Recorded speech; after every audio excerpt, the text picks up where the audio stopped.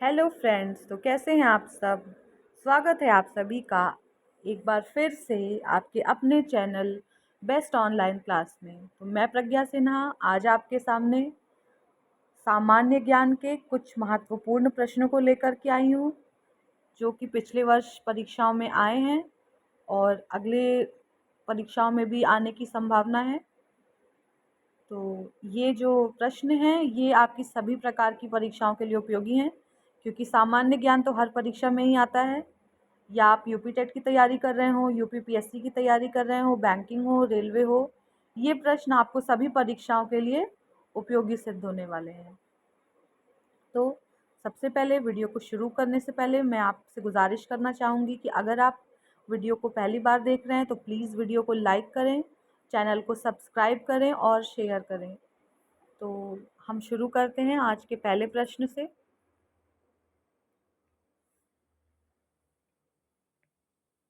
तो आज का पहला प्रश्न है, शहद का प्रमुख घटक कौन सा है? ए ग्लूकोज, बी सुक्रोज, सी माल्टोज या फिर डी फ्रक्टोज। तो यहाँ पे जो आपका सही जवाब होगा वो होगा डी फ्रक्टोज। और क्लास इस डी फ्रक्टोज को ही फलों की शर्करा भी कहते हैं। ऐसे आप याद कर सकते हैं, फा से फल और फा से फ्रक्टोज, इसको क्या बोलते हैं? फलों की शर्करा। चलते हैं अगले प्रश्न पे। दूसरा क्वेश्चन है, मनुष्य के शरीर के लिए ऊर्जा का प्रमुख स्रोत कौन सा है? A protein, B carbohydrate, C vitamin या फिर डी खनिज लवण। तो जो आपका सही जवाब होगा वो होगा बी कार्बोहाइड्रेट। कार्बोहाइड्रेट ही जो है वो मनुष्य के शरीर को तुरंत ऊर्जा प्रदान करता है। इसलिए जो रेसलर्स होते हैं वो तुरंत ऊर्जा के लिए कार्बोहाइड्रेट का ही यूज़ करते हैं, जिसे ग्लूकोज कहते हैं। ठीक है, चलते हैं आगे की ओर। आपका तीसरा प्रश्न है, केंद्रीय खाद्य प्रौद्योगिकी संस्थान कहाँ है? Options are A Hyderabad, B Mysore, C Lucknow या फिर डी मुंबई। तो जो सही जवाब है वो है मैसूर। अगर आपको याद करने में दिक्कत हो रही हो तो केंद्रीय खाद्य प्रौद्योगिकी संस्थान पूछ रहा है ना, और बी मैसूर। आप ऐसे याद कर सकते हैं, मैसूर यानी कि जो मसूर की दाल होती है वो भी खाई जाती है, और यहाँ भी केंद्रीय खाद्य प्रौद्योगिकी संस्थान ही पूछ रहा है। तो आपका जो सही जवाब हो जाएगा वो हो जाएगा बी मैसूर। आगे चलते हैं। कौन सी यूरोपीय नदी ब्लैक फॉरेस्ट से निकलकर काला सागर में गिरती है? ये काला सागर होगा। ए राइन, बी वोल्गा, सी डैन्यूब या फिर डी ओडर। तो यहाँ पे जितनी भी नदियाँ दी हुई हैं क्लास, वो सारी यूरोप की ही नदियाँ दी हुई हैं। अगर आपसे पूछे कि राइन, वोल्गा, डैन्यूब, ओडर ये सब कहाँ की नदियाँ हैं, तो ये सब नदियाँ हैं यूरोप की। तो यहाँ पे आपका जो सही जवाब होगा वो होगा सी, डैन्यूब नदी ही ब्लैक फॉरेस्ट से निकलकर काला सागर में गिरती है। ठीक है, ये काला सागर होगा। ओके, काला सागर, नॉट कला सागर, काला सागर। चलते हैं आगे की तरफ।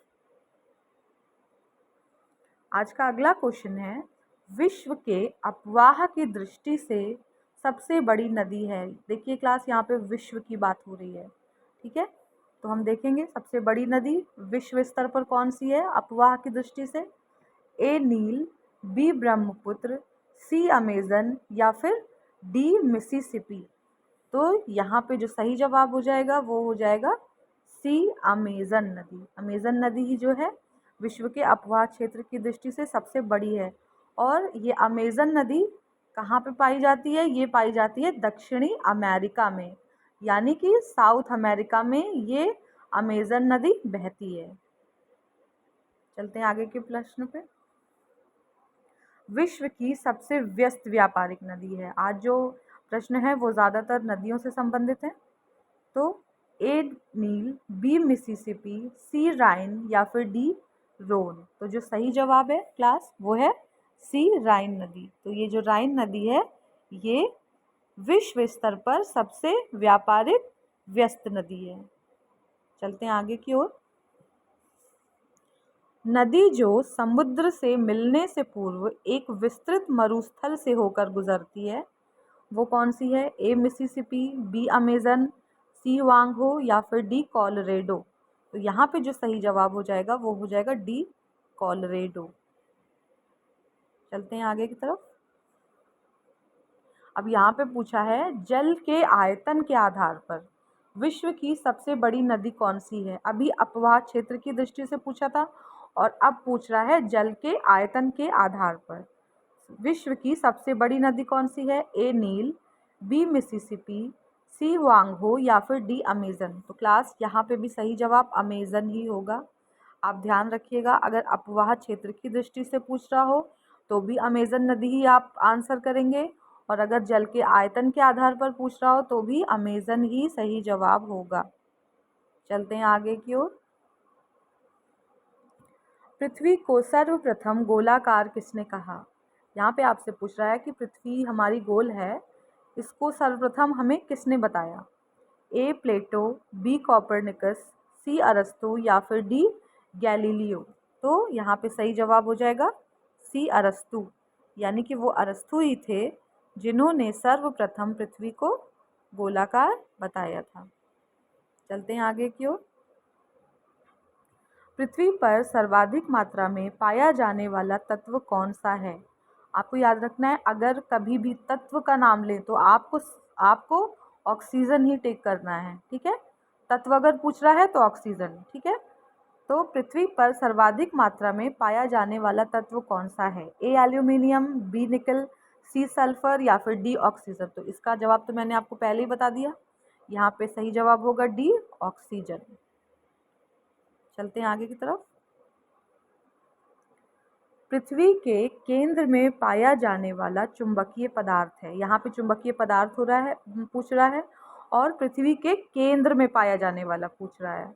तो option A nickel, B sima, C granite या फिर डी डायोराइट। तो यहाँ पे जो सही जवाब होगा वो होगा ए निकेल। तो पृथ्वी के केंद्र में जो पदार्थ पाया जाता है वो होता है निकेल। चलते हैं आगे के प्रश्न पे।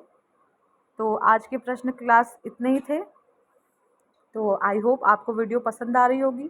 अगर आपको वीडियो पसंद आ रही हो तो वीडियो को लाइक करें, चैनल को सब्सक्राइब करें और ऐसी अच्छी अच्छी वीडियो पाने के लिए हमारे चैनल को सब्सक्राइब करें।